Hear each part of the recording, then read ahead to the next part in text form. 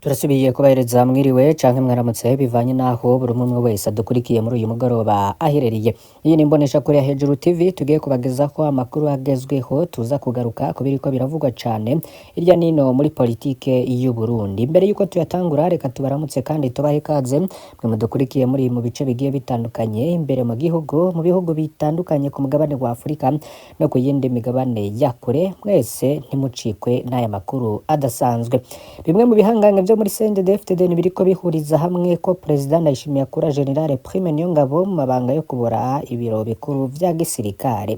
Inyuma rero y'ivyabaye mu mwaka w'ibihumbi 2023 ubu rero vyasubiye kwisubiriza. Varisito Ndayishimiye ari muri leta zunze ubumwe za Amerika hamwe na Cuba mu rugendo yaregereyemwo muri uwo mwaka mu kwezi kw'icenda niho yasize ikete ryo gukura Prime Niyongabo, ariko mushikiranganje wa mbere Gervais Ndirakobuca aravyanka. Na n'ubu rero umukuru w'igihugu Varisito Ndayishimiye mu gihe ari muri leta zunze ubumwe za Amerika aho yagiye muri National Prayer Breakfast yatumiwemwo na Presidence y'igihugu ca Amerika. Ubu rero haravugwa byinshi bigiye bikomeye cane muri Etat Major hamwe no biro vy'umukuru w'igihugu. Ivyo gusubiriza Lieutenant General Prime Niyongabo vyoba vyifashe gute? Aya makuru yose tugiye kubigarukako. Harimwo n'ibindi vyishiro vyagiye biratangazwa na Bob Rugurika hamwe na radio yiwe RPA ikurikirwa na benshi. Kuri iyo ngingo niyo tuza gutangurirako ku buryo burambuye. Nayo mu gice ca kabiri ku yindi nkuru tuzakubagezaho byinshi bigiye bitandukanye vyanditswe na Pacifique Ninahazwe kuri uyu munsi mukuru w'ubumwe umaze iki mu Burundi. Ico ni ikibazo yabajije kubera ko Ndayishimiye atacerekwa ibendera ry'ubumwe bw'abarundi. Ico ni ikibazo gikomeye cane. Ibimenyetso by'ubumwe biriko birafutwa iruhande ry'umukuru w'igihugu ngo Ntare House n'ibiro vya Angelina Ndayishimiye birangwa n'ikumira rifatiye ku bwoko. Ni mu gihe kandi inzego z'igihugu zitera ziharirwa n'ubwoko bumwe hamwe n'ibindi byinshi bigiye bitandukanye turaza kubigarukako kuri uyu munsi wahariwe kunywana mu Burundi. Turaza rero kubigarukako ku buryo burambuye, ariko kandi tuze no kugaruka mu gisata c'umutekano ngo buryo umusoda w'u Burundi ntakingiwe. Muri Somalia twahora dusubiramwo kurasa uwapfuye kugira bikunde ko umuryango uronka incumbusho. Hari umusirikare yoba yatanze inyishu ku kibazo rero Pacifique Ninahazwe yabajije ku munsi w'ejo kuri kaske zambikwa abasirikare. Vyora kuri subscribe canke sabone ni butari wafyo nako wibuke no kubisangiza abagenzi bawe kugira badacikwa n'amakuru tubagezaho. Umukuru w'igihugu c'u Burundi Varisito Ndayishimiye biriko bibugora gufata ingingo yo gukura Lieutenant General Prime Niyongabo mu mabanga yo kubora ibiro bikuru vya gisirikare Etat Major. Bamwe mu begereye cane cane umugambwe CNDD-FDD bakaba bavuganye ni radio RPA bavuga ko iyo ngingo yo gukura warongoye ibiro bikuru vya gisirikare yanse ko ishirwa mu ngiro kubera mushikiranganje wa mbere Lieutenant General Gervais Ndirakobuca ngo yanse ko atera ko umukono ku iyo ngingo. Muri kino gihe akaba harindiriwe ko President Ndayishimiye atahuka kugira amenyekane giye gukurikira nkuko rero dukesha iyo nkuru radio ijwi ry'abanyagihugu RPA ngo hareze igihe President Ndayishimiye ariko agerageza gukura umukuru w'ibiro bikuru vya gisirikare Lieutenant General Prime Niyongabo umugamba ariko akorako agasha. Amakuru RPA ikura muri bamwe mu basirikare bo ku rwego rwo hejuru amenyesha ko umugambi President Ndayishimiye umaranye igihe byo ngo nivyo vyatumye haba n'icuka kibi hagati y'umukuru w'igihugu hamwe na Lieutenant General Prime Niyongabo arongoye ibiro bikuru vya gisirikare. Nkuko RPA bivuga bimwe mu vyo batumvikana ko ngo akaba ari ingene ibihugu gitwawe na bimwe bijanye n'inyungu zabo. Mwe mu bakorera mu biro vy'umukuru w'igihugu amenyesha ko imbere yuko Varisito Ndayishimiye afata urugendo agana mu gihugu ca Cuba ku wa 10 Nyakanga 2023 haraheze umwaka umwe n'amezi yahamagaye ujejwe ivy'ingendo ziwe le chef de protocole. Ico gihe ari General de Brigade Jules Ndihokubwayo ubu ari ambasaderi w'igihugu c'u Burundi kandi adasanzwe muri Uganda. Uwo General de Brigade Jules Ndihokubwayo rero yarahamagawe araheza mu rwandiko yasize asinye rwo gukura Lieutenant General Prime Niyongabo, ariko rero kubwayo makuru nyene iyo kurwa rya Prime Niyongabo ryategerezwa kubanza kwemerwa na Lieutenant General Gervais Ndirakobuca. Mushikiranganje wa mbere wa leta y'u Burundi abanje nawe ne gutera umukono kuri urwo rwandiko. N'amakuru rero menshi ariko avugwa hagati y'umukuru w'igihugu na General Gervais Ndirakobuca ku munsi w'ejo ntimuzayacikwe. Gusa amasoko ya RPA bananyemesha ko President Ndayishimiye yari yanabwiye ko uwo asanzwe ajejwe ivy'ingendo ziwe kurwo rwandiko yorushira Gervais Ndirakobuca, ariko umukuru w'igihugu yamaze gushika ariko umukuru w'igihugu yamaze gushika muri Cuba. Umushikiranganje wa mbere ngo amaze gutera umukono ku itegeko rikura Prime Niyongabo muri ayo mabanga, baca batwara bamwe mu basirikare bacungera ku kirimba kongereza umutekano wo kw'iradiyo na televiziyo vy'igihugu RTNB. Ariko General Jules Ndeho kubwa ico gihe akaba yararungitse izo ngabo kuri RTNB. Umushikiranganje wa mbere Nderakobuca atarashira umukono kuri iryo tegeko. Hagati aho rero amakuru avamwo bamwe mu basirikare bakuru bahaye radio RPA ndetse akanemezwa na bamwe mu nzego zikomeye zo mw'iperereza avuga ko igihe Jules Ndeho kubwa yakora ivyari yasize yategetswe na sebuja, arazi ko umushikiranganje wa mbere acatera umukono byihuse kuri ubwo rwandiko rwo kubuzoza umukuru w'ibiro bikuru vy'intwaramiheto. Ibintu ngoro vyahavuye bigenda ukundi nk'uko yabandanije bishikiriza ico gihe. Gervais Nderakobuca ngo ntiyemeye gusinya kuri nyategeko ry'umukuru w'igihugu maze aca agira akabwira umugendanyi wa perezida Ndayishimiye ko kubijanye n'iyo ngingo atavyo yigeze bumvikana. Aca amubwira ko yorindira bakazovugana n'umukuru w'igihugu avuye mu rugendo amaze iminsi mu mahanga. Jules Ndeho kubwayo rero akaba yamaze kumva iyo nyishu ngo yahavuye yongera abwira abasirikare bari baje gutsimbataza umutekano kuri RTNB ko bosubira mu kirimba c'umukuru w'igihugu. Yongerezwa ry'abo basirikare rikaba ari ryo ryateye n'amakenga bamwe n'abandi banabonye imodoka za gisirikare zijana ibirwanisho bidasanzwe ku nyubakwa za RTNB. Ico gihe rero mbere akaba harakwiragijwe ibihuha vyavuga ko bahagombye kuba itemagazwa ry'ubutegetsi. Biravuga kandi ko Lieutenant General Prime Niyongabo yabashigikiwe cyane n'ibihangange bitari bike vy'abajenero mu gisirikare no mu gipolisi bose arwanya mu muhari CNDD-FDD dutaraba umugambwe. Muri kino gihe hakaba harindiriwe ko Perezida Ndayishimiye anatabaruka kugira hamenyekane ibigiye gukurikira kuri uyo mugambi yaba afise yo kwikura ko General Prime Niyongabo. Ku ruhande rumwe ntivyomworohera kuko General Prime Niyongabo yoba yarafashije cane Varisito Ndayishimiye igihe Bunyoni havuga ko agiye gutembagaza umukuru w'igihugu, ariko kandi ni na general mu gisirikare c'u Burundi afise ingabo nyinshi zimukurikira, ariko akaba anashigikiwe n'abajenero benshi muri CNDD-FDD hamwe no mu gisirikare c'u Burundi. Umunsi mukuru w'ubumwe umaze iki mu Burundi kubera ko Ndayishimiye atacerekwa ibendera ry'ubumwe bw'abarundi. Ku ntwaro ya Ndayishimiye Varisito, umunsi mukuru w'ubumwe bw'abarundi naho twowita umunsi mukuru w'ikinyoma ntitwoba twihenze. Muti gute? Jeune Pacifique Ninazo yabisiguye. Ibimenyetso by'ubumwe biriko birafutwa iruhande y'umukuru w'igihugu. Kuva hemejwe ngo amasezerano y'ubumwe bw'abarundi mu 1991 ibendera ry'ubumwe bw'abarundi ryama riri hafi y'umukuru w'igihugu co kimwe n'ibendera ry'u Burundi. Kuva kuri Perezida Buyoya mu 1991 gushika kuri Perezida Nkurunziza muri 2020 byamye bimeze gutyo. Mu ntango Perezida Ndayishimiye yaravyubahirije, ariko buke yateye akura ku ibendera ry'ubumwe.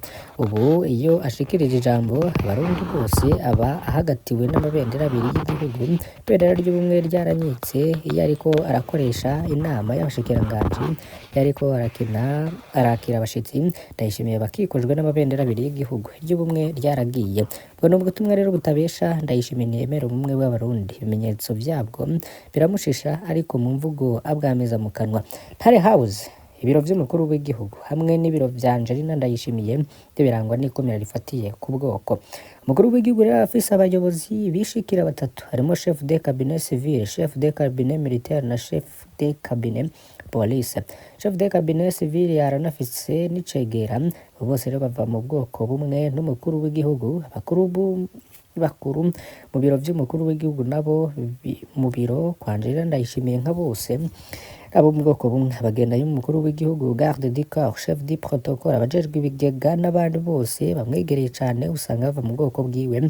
Kuri ico mbere batandukanye rwose na Perezida Nkurunziza, kuko kuri Nkurunziza wasanga ujejwe amabanga mwegereye n'icegera ciwe badasangiye ubwoko. Inzego zihambaye zegukira ibiro vy'umukuru w'igihugu harimo BRB, ARCD, SNL, inama nkuru y'umutekano, secretariat permanent du conseil supérieur de magistrature hamwe n'izindi saga zose zitwarwa no mu bwoko bumwe nk'ubwa Varisito Ndayishimiye. Aka ni akarorero kabi cane gatwarwa n'umukuru w'igihugu.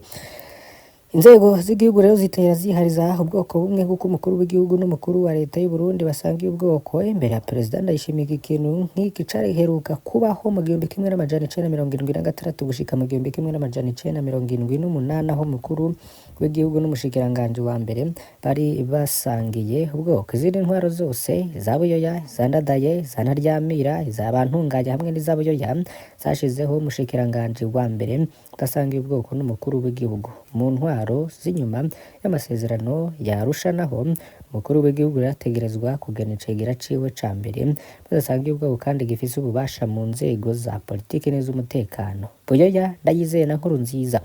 Ku ntwaro ya Ndayishimiye rero hariho icegera c'umukuru w'igihugu ameze nk'ishurwe ryo mu nzu atana kimwe ajejwe mu gihugu. Ahandi rero haboneka ikumira rifatiye ku moko n'inzego ziri mu gihugu hagati kuri babura amatari b'intara 18 Tutsi ni babiri bo muri Bururi na Mwaro. Harabavuga ko nabura amatari wari yigiyoba n'untuzikaze bandi bakabihakana ico bikoze muri urwo rwego. Tutsi baserukiye ku rugero ruri musi ya 20% mu burongozi bw'indero, magara y'abantu n'uburimyi ni gake. Hari abarenga babiri kuri 18 bajejwe kurongora ivyo bisata no mu makomine bimeze gutyo. Bakuru ba za DCE canke abaganga rongoye ama district sanitaire bose rero bahuje ubwoko n'umukuru w'igihugu. Abatwara iperereza mu ntara z'u Burundi uko ari 18 bose bahuje ubwoko n'umukuru w'igihugu. Igisata rero kikivugwamwo abahutu n'abatutsi ni mu gisirikare aho umukuru w'ikambi usanga adasanga ubwoko n'icegera ciwe, ariko no ngaho nta kambi hambaye. PSPI, Police Militaire, Kamuha, Kamwaro ishobora no guhabwa umukuru w'umututsi. Benshi rero bikavugwa ko iyo komandari usanga ashobora guhabwa amategeko n'umusuzi officier de corps yahoze agwara muri CNDD-FDD. Abaho rero abazi ko acunzwe kandi atabubasha afise. Abasoda rero bahoze bagwana muri CNDD-FDD baranafise n'ishiramwe bahuriramwo ryitwa Nonoka bigiramwo politike mu gihe bibujijwe ko abasirikare baja muri politike. Menya nuko umusoda yahoze agwana muri CNDD-FDD yatanga ibihoho mu gisoda bukera akaca ahabwa kurongora CNDD-FDD. Ivyo biterekana ko bagumye barekuriwe kuba muri politike. Haravuga rero kandi amacakubiri akoreshwa mu kurungika abasirikare b'u Burundi baja mu kurwana na M23 muri Republika Iharanira Rusange ya Kongo. Murwi munini warungikwa kurwana n'abasirikare b'abatutsi, abahutu bake bakarungikwa baba bagwiriyemwo n'abahoze bagwana muri FNL. Abasoda rero bahoze bagwara muri CNDD-FDD barakingirwa cane. Ni nayo mpamvu benshi mu basoda bagwa muri Republika Iharanira Rusange ya Kongo usanga benshi ari abatutsi. Ivyo rero bifashe gutyo mu gihe ibiharuro vy'ibanga duherutse no gukura mu gisirikare vyemeza ko abatutsi basigaye baserukiye mu gisirikare ku rugero rwa 37%. Ntivyumvikana n'ingene baba bake, ariko hakaba ari bo baba benshi ku rugamba. Ayo macakubiri ni mu kwibuka ivyago vyakahize kuko kuva Varisito Ndayishimiye ku butegetsi kirazira kwibuka abanyeshuri b'abatutsi 150 baturiwe muri lycée Kibimba mu 1993. Iryo shure riri hafi ya Varisito Ndayishimiye avuka. Ni hari n'abavuga ko ubwo bwicanyi bwakozwe Varisito Ndayishimiye ari muhira mu karuhuko mu Ntamatama. Hari abavuga ko yoba yarabugizemwo uruhare, ariko nta matoza vyemeza arakozwe. Ico bikoze imbere yuko aza ku butegetsi abavyeyi baraja kwibuka abana baba turi buku kuva aje kirazira, ariko ntikibuza ko ashigikira kwibuka ubwicanyi bwakorewe abanyeshuri b'abahutu muri kaminuza y'u Burundi mu 1995. N'amacakubiri yibonekeza. Amacakubiri rero abanoneka no mu bikorwa vy'umurwi severe aho amabi yakorewe abahutu muri kahise ashigwa imbere, ariko amabi yakorewe abatutsi gagafatwa ko ataca avuze. Amacakubiri nk'ayo rero akaboneka mu kwibuka umurwanyi, no kuvuga rero abahoze bagwana muri CNDD-FDD ariko abahoze bagwana muri FNL no mu yindi mihari no mu gisirikare c'u Burundi bo mengo ntibigeze bagwanira igihugu. None bumwe bavuga buri hehe mu gihe kahise ko Burundi kadafise agaciro kangana kuri bose. Umusendera yoboka gatorwasa nta burenganzira nabo gafise mu Burundi. Kirazira ko abasendere bo kwa Rwasa bahabwa amabanga y'ubuyobozi mu gihugu, nta shure, nta bitaro, nta DP, nta mabanga muri leta, nta buzerukizi bw'u Burundi bushobora gukoramwo niyo hagaze gutanga ubuzi. Umuntu amenyekanye ko ari umuseneri wa Rwasa naho yoba uwambereye mu kibazo ntashobora kuronka akazi aho bimeze gutyo kandi benshi muri bo ari abahutu benshi baranagwanye ngo bakureko akarenganyo kabaye ku ntwaro za kera. Abaseneri ba Rwasa rero bisa nuko badafise uburenganzira bwo kubaho, ubutegetsi bwa Ndayishimiye bushakiye burabanyuruza, burabica, burabafunga atacamira, ntibagira aho bitwara na hamwe. Abanywanyi ba seneri ya Rwasa bisa nuko atari barundi buzuye, umengo n'abasavyi b'indaro mu Burundi. Mbega kwerekana akarenganyo ko ari ugukora amacakubiri. Mu ntwaro zaheze rero iyo bavuze ko umuntu ari umunyamacakubiri yaba n'umuhutu yabahuka kwerekana ingene abahutu hari bakumiriwe mu nzego z'igihugu. Umuhutu yinumiye akabana n'agahinga ariko ntavuge ngo yaba rero umuhutu mwiza. Mu ntwaro y'uno munsi rero umututsi yubahuka kwerekana akarenganyo gakorerwa abatutsi canke abahutu abatari muri CNDD-FDD daca yitwa umuhima canke umunyamacakubiri. Umututsi yuzuye agahinda ariko akaguma n'umwe yitwa umututsi mwiza. Ntabwo kwerekana akarenganya ari vyo bigira umuntu umunyamacakubiri, sivyo namba. Werekana akarenganya aba yifuza ko gakosorwa. Umunyamacakubiri n'umutegetsi akumira abo badasangiye ubwoko n'ivyumviro. Abandi benshi rero bakaba bavuga ko ushaka kumenya ko hariho umwe naho ijambo badasangiye ubwoko n'abatwara be n'abatari muri CNDD-FDD ababaze ko bumva badakumiriwe, nibwo buzoba ari ubumwe. Ariko ubumwe buhimbazwa n'ukumira abandi ni ikinyoma ngo n'uruhendo. Naha rero duhereje aya makuru twari twabateguriye, mbasabe kugira ngo ntimuzacikwe n'ayandi tuzobashikiriza ku munsi w'ejo. Hari byinshi bigiye bitandukanye turiko turabaronkerako umuco kugira ngo bizobashikire ari ukuri kuzuye. Ndabakengurukiye cane, gusa niba utari wafyonda kuri subscribe canke s'abone fyondako kugira ngo uje urakurikira kandi unashikirwa n'amakuru yacu uri mu ba mbere kuri iyi mboneshakure ya Hejuru TV. Bane baheza.